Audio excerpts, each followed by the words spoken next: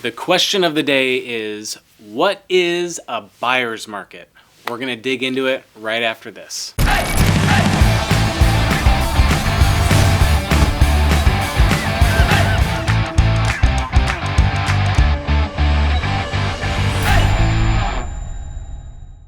Now, if you're in the real estate world, if you're buying a house, if you're thinking about buying a house, thinking about selling a house, or if you own a house, any shred of interest that you have in homes or real estate, you may have heard the phrase buyer's market. It's possible you bought your home in a buyer's market, and if you did, congratulations, you probably got a pretty good deal. So first, what is a buyer's market? Well, we had a previous video about seller's market, and ultimately, both buyer's and seller's market come down to demand. Does the demand for homes exceed or outweigh the amount of available inventory?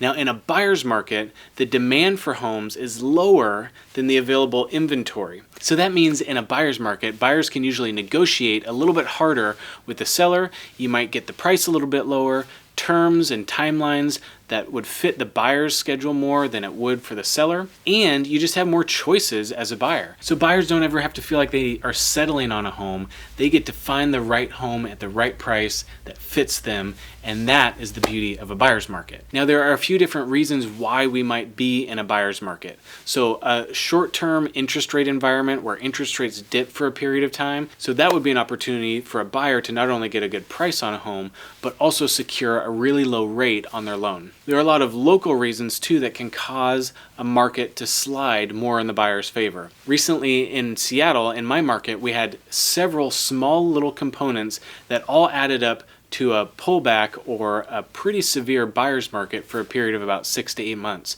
So for us, there was some local politics that was going on that was making everybody a little bit nervous.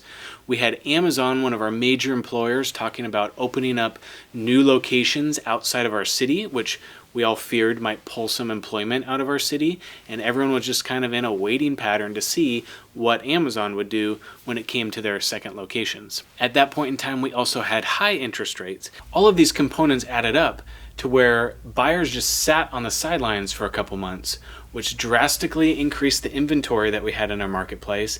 And then all of a sudden, all of those buyers, if they were still in the market, had their choice and they had the power to negotiate because we had entered a buyer's market.